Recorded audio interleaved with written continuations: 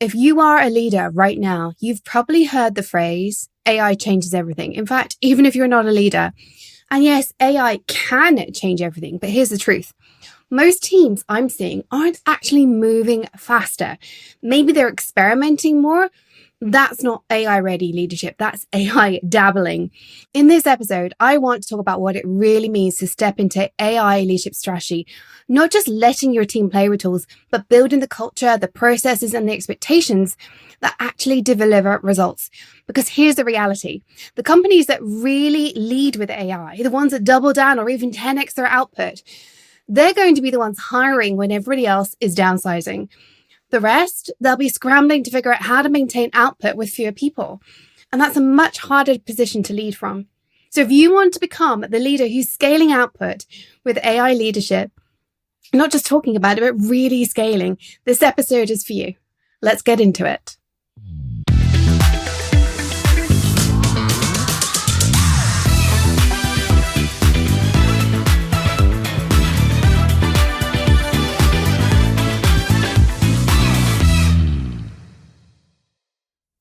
There is a widening gap between the hype around AI and the actual results showing up inside most companies. It's something I'm hearing that AI companies are actually getting worried about. They're putting all this money out there, but the return on investment is not yet happening because although people are adopting AI tools, it's not showing up in the multipliers yet. There's all this noise, but most teams are not scaling output with AI leadership. Companies that are building AI and their investors are spending billions. And uptake is looking good. But the reality is that so far, this isn't resulting in the productivity boom everybody is predicting. In fact, a recent study that just came out suggests that AI coding tools might not actually boost developer productivity as much as initially expected.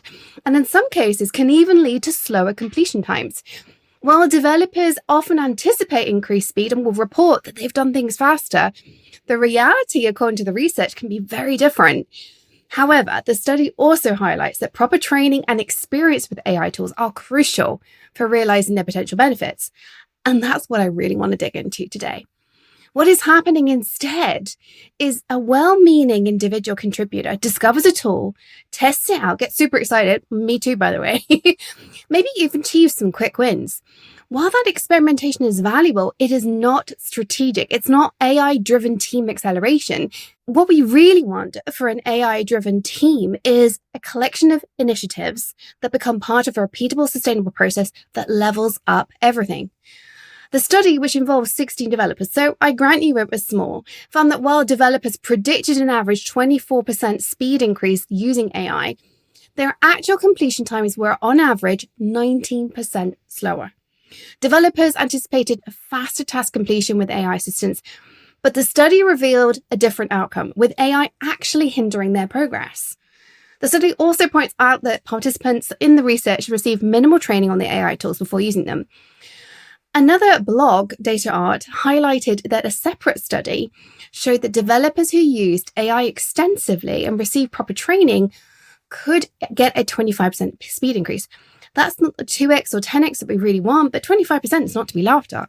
But okay, that's just developers. That's software engineering. Hey, my passion, because that's where I started my career. But what about other areas of the business? Well, let me talk about my business for a second. This is what really brought this home for me.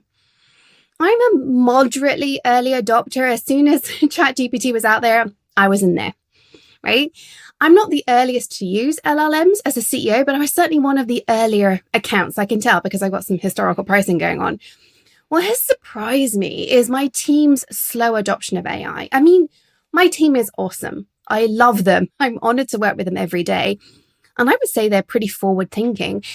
And yet I found that there's a little bit of a disconnect between what I think they're doing with AI and what they are, or rather aren't. I've had to start saying, why aren't you using AI for that? I'm surprised.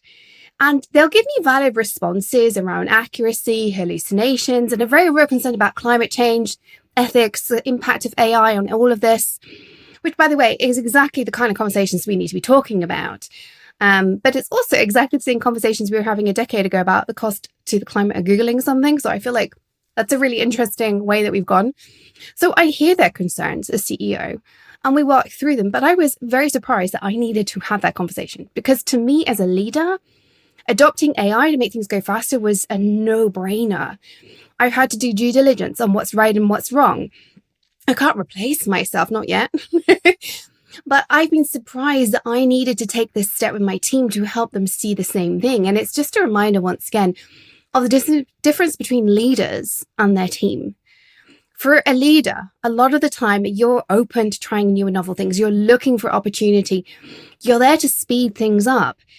But for other people who perhaps aren't going to get to the same level that you're at, remember, most of your team, they might be ambitious, but they're not necessarily going to get to where you are. That's why we talk about those high potentials, because they are unusual and that they look like they're going to go further. But most people don't reach the same level that you're going to get to, especially if you're an executive. That's okay. We need people at every level of an organization. But that means we've got to remember that although these tools, such as AI, are particularly good for us, and we're like, why is not everybody using them? That doesn't mean our team is thinking the same way. And this is the gap. This is a new leadership gap. I talk about leadership gaps all the time. Lack of self-awareness is a leadership gap. Lack of ideal confidence levels is an ideal gap, is a leadership gap. Public speaking is a leadership gap, or can be if you don't have it. Knowing how to be assertive but not being labeled as aggressive or anything like that, that's a leadership gap. These leadership gaps are well understood, well documented. They're out there. We're always talking about them as executive coaches, me, other people. Great. But there's this new one. The gap between where us as leaders are with the use of AI and the adoption of AI and where we think it should be, and what our team is actually embracing. There's a reality gap, the AI reality gap. The reality is that there's both a reluctance of uptake in some, a lack of training in some, a lack of learning how to use AI for true productivity gains, while still maintaining creative thinking. Because another study has shown that critical thinking is dropping the more we rely on AI. But here's the curious thing. As with any tool, when used to expand how you think, it can and does grow your critical thinking. It's the same way we approach computers and calculators all those tens of years ago, before my time. There was a concern then it was going to stop our critical thinking, and what actually had to happen was a change. I suspect that what's happening in coding productivity right now is the same situation. Instead of critically thinking and using AI to write better quality code faster, we're just working on replacing ourselves in something that's hard. Humans are always looking to take shortcuts. It's the human condition. But we've been there before. As I said, calculators, computers, they were predicted to stop us all thinking. What actually happened was a shift. But again, if you weren't one of the teams that was on that trend, on that shift, you lost out. And that's where we are going to lose out today. We think our teams are AI ready, but they're not. Have you had a conversation with your team about their use of AI? The companies who do have high productive adoption of AI will be more able to do that, cut costs, all while keeping their team. Their market share will grow. There are pockets of excellence. Many engineering teams are ahead of the curve, embracing coding assistance, automation, and QA improvements. But marketing teams, for example, in many cases are still working with outdated workflows. They are not redesigning processes to create and test campaigns faster. They are writing more copy, but not actually using that to improve. Nor are they using AI to analyze data in real time to inform creative decisions. There are companies out there in marketing trying to bring in AI to help you with that data analysis, but we should be doing more of it in-house, not relying on third parties. And one company that I'm aware of, there's probably more. Right? There's a missed opportunity for AI productivity right there. Sales is the same kind of situation. The potential in sales is massive. AI can support almost every aspect of sales except the actual human conversation. From personalizing outreach to prompting timely follow-ups to crafting better proposals, AI has the ability to accelerate sales cycles significantly. But too often, leaders are leaving these capabilities to chance rather than embedding them into the daily operating rhythm of a team. Without future-ready leadership with AI, adoption will stay reactive. There may be occasional bright spots, but without strategic direction, organizations will not see the sustained performance gains that protect market share and fuel growth. So let's talk about the coming shift that's happening. Market forces are going to reshape teams, whether leaders are ready for it or not. As AI adoption matures, teams will inevitably become smaller.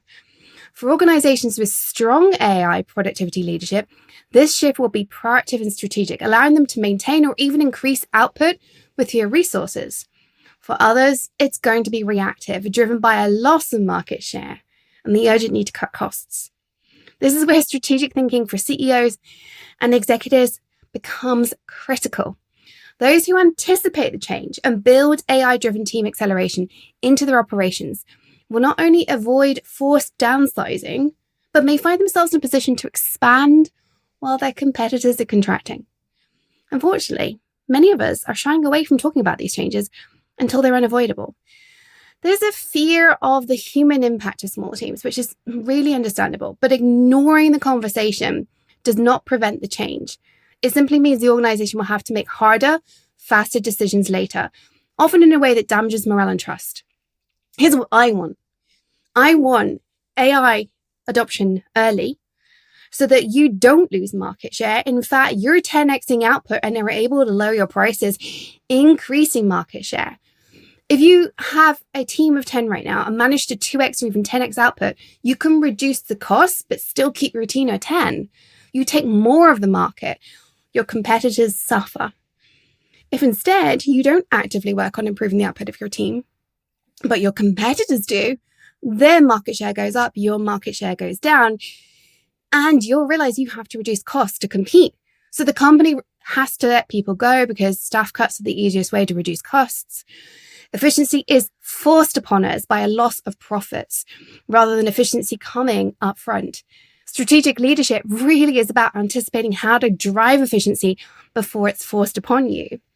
And as anyone who ever knows, a company that goes through downsizing, that goes through efficiency-driven layoffs, knows, and who hasn't been in this position at this point, knows it is not a great way to build efficiency. You're dragging an unhappy team forward.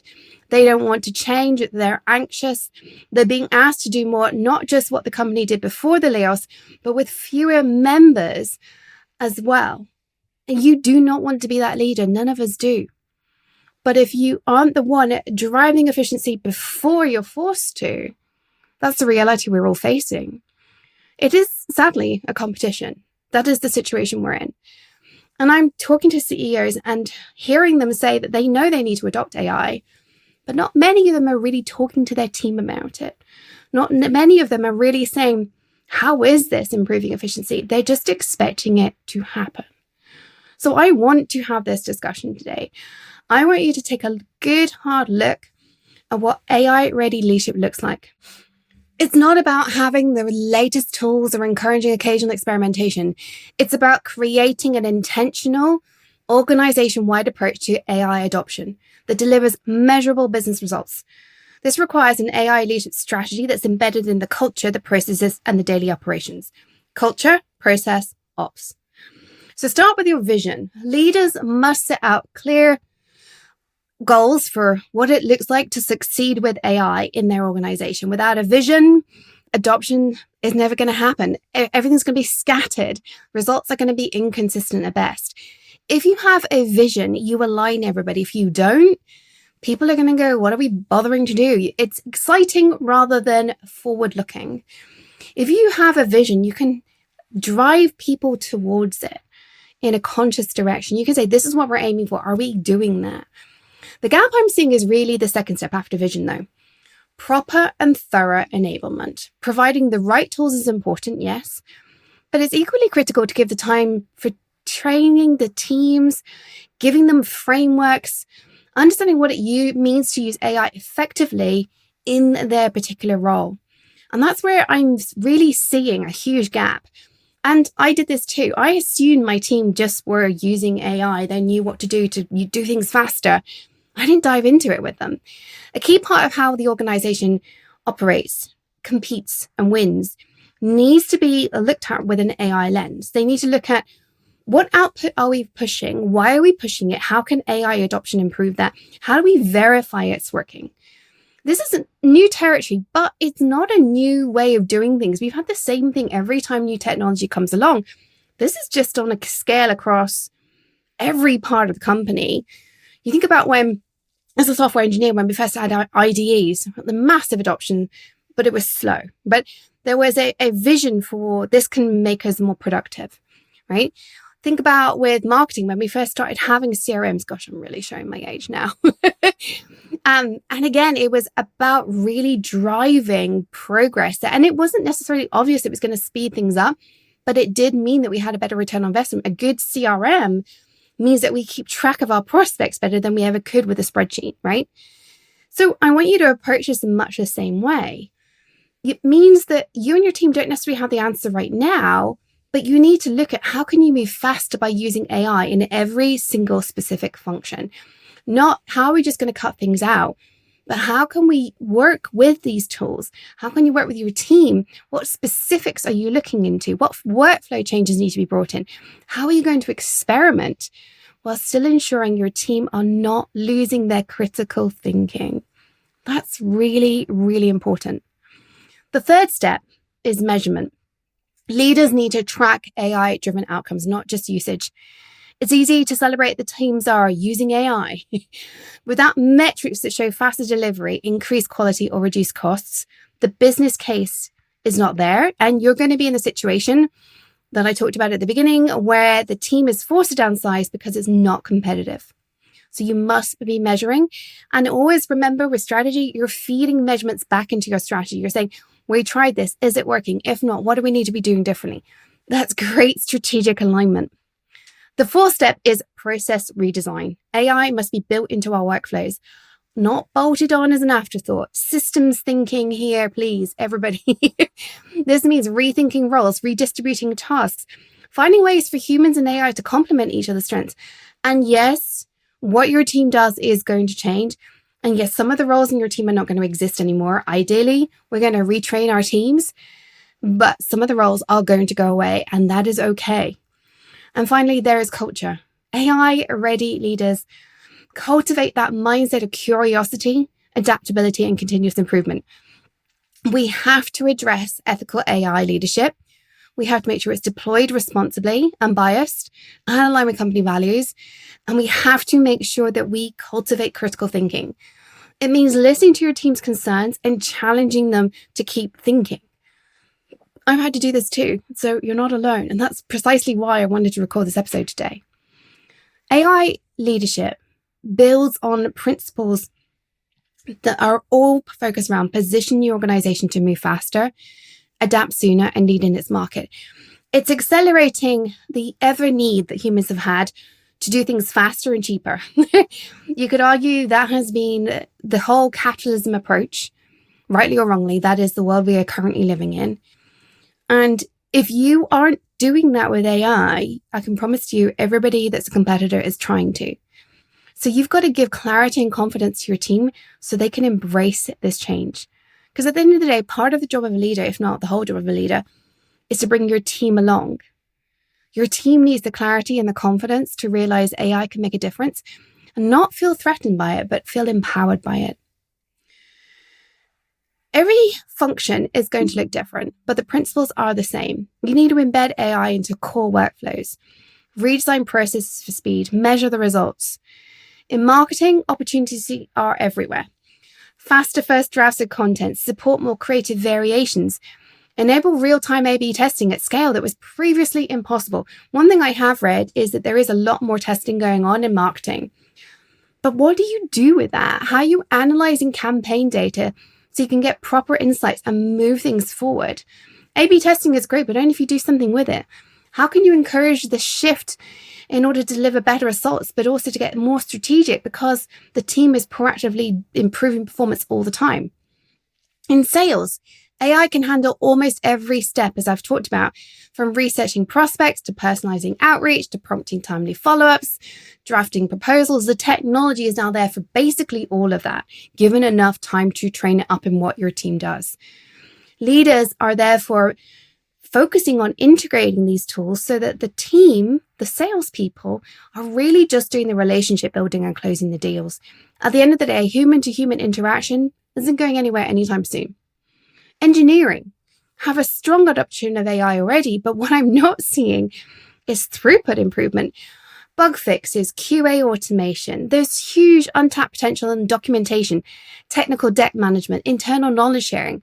By embedding AI into workflows, you should be able to get sustainable gains in productivity without sacrificing quality. I'm actually working with an engineering leader right now on actually what does it look like to have a workflow that's truly built around AI from the ground up. She's starting from scratch and she's building it from the ground up, because this is about maintaining critical thinking in her team and getting those productivity gains. She's in a growth company, so her goal is to grow without growing her team too rapidly. Previously, the stage that she's at in her company, that team would have needed to 2 to 3x in the next 12 months. She's hoping to only grow them a little bit, but instead do most of the growth with AI and make the team really future-proofed instead. I mean, she's in a great position because the company is in a hyper-growth phase. And so they need the engineering to keep up with the workflows. And so she's building this in from right now, rather than wait until they're halfway through hyper-growth and then trying to retrofit all of these things for all of these functions. And I've just given you a couple as an example. The role of you as a leader is to provide clarity. It's the strategy that ensures AI adoption. It's aligning with business priorities and building that culture that sees AI tools as enablers rather than threats. And believe me, a lot of your team are going to feel threatened by this. I was surprised by how many of my team were just not warming up to it.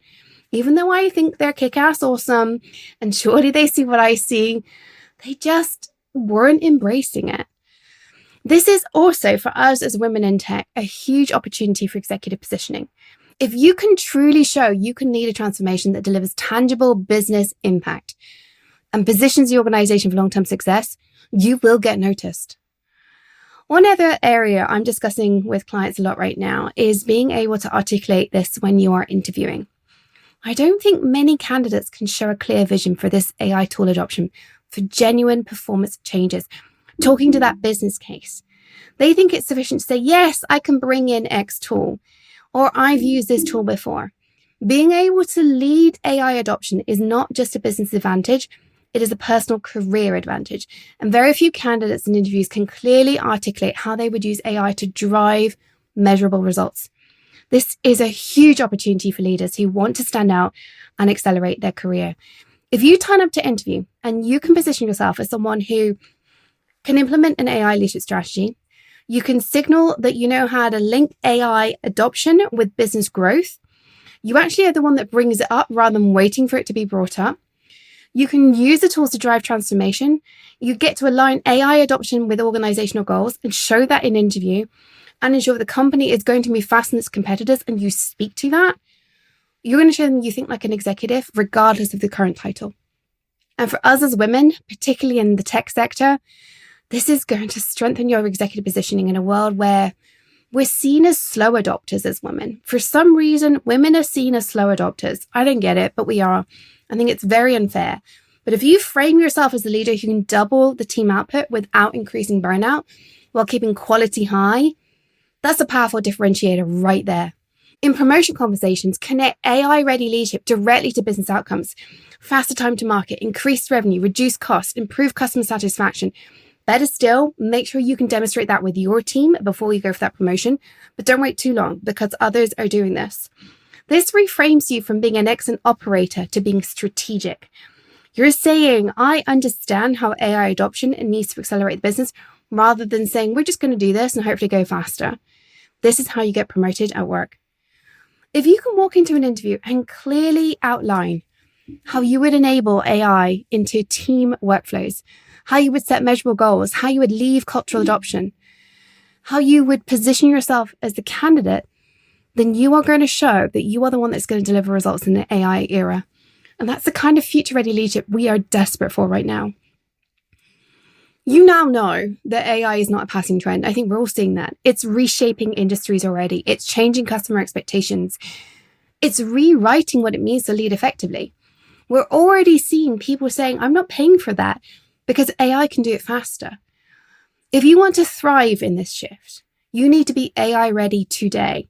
not wait for someone else to set the pace. Your competitors are not standing still. Somewhere another team is building an AI leadership strategy, redesigning workflows, finding ways to scale output with AI so they can deliver more value at a lower cost. If you want to protect and grow your market share, you need to be doing the same thing. If you want to protect and grow your career, you need to demonstrate you can protect and grow the market share of your company. Start by identifying one workflow in your team that can be redesigned around AI this month. Set a clear outcome. Enable your team with the tools and training they need. Measure the results and build on those gains. Put a high potential in charge of understanding what's possible here so that they can work on building this with you. This is how you shift from reactive adoption to future-ready leadership with AI. Whether you're leading a small team or an entire organization, the time to act is now, and it's not sufficient to just say we should all use AI. That is not what's going to work. Build the culture, build the processes, get the clarity that means that AI is your competitive advantage for your business, for your career, and for the people you lead.